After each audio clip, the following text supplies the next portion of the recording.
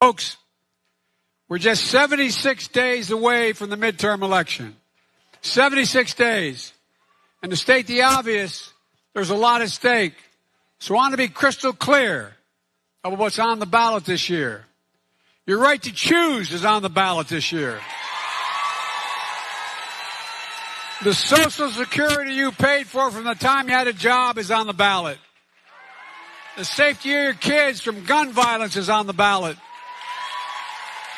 And it's not hyperbole. The very survival of our planet is on the ballot. Okay, so all of that is good. All of that is true. Now, of course, that's not, it's not the most vigorous thing ever. It's not Bernie Sanders or whatever, but I want to see Joe Biden out there fighting. We've been asking for this for a year and a half, and he's centering values that we care about. And so that's good. And at the same time that he's talking about the things that need to be defended, he's also calling out Republicans. Take a look at this compilation. We also included a provision that would have allowed anyone with diabetes, including those kids and their families, that should get charged somewhere between $600 and $1,000 a month. How would you feel like being a parent, looking at your kid and knowing you didn't have the insurance, and knowing if they did not get that insulin, they may die? There's thousands of people in America going through that.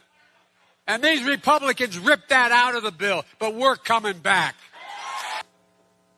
If the MAGA Republicans win control of the Congress, it won't matter where you live. Women won't have the right to choose anywhere. Anywhere. Let me tell you something. If they take it back and they try it and pass it, I will veto it. It's all there in black and white.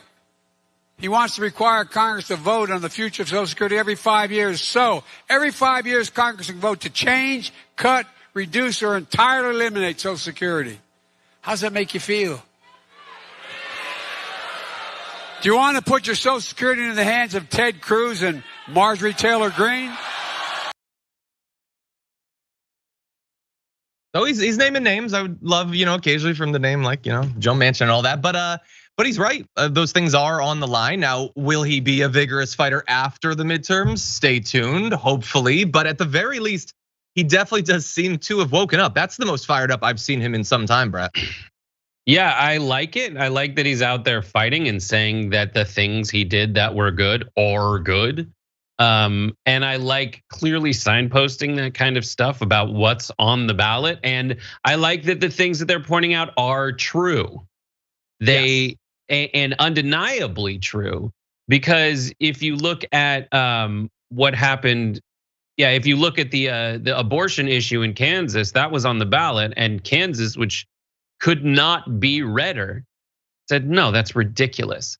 And so the job of politics in a two-party system is to crystallize the difference between your party and the other party, and make sure that people understand that whatever might end up in your large umbrella, that you really rally against the parts of your platform that are wildly popular. Not just that, but say this is specifically what we're fighting for.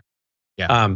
And then define your opponent clearly. That's the part that I think can use a little work, where they say, listen, they say clearly, the Republicans are for you being in more debt. The Republicans are for you not having the right to choose. They are for being in charge of your body. They need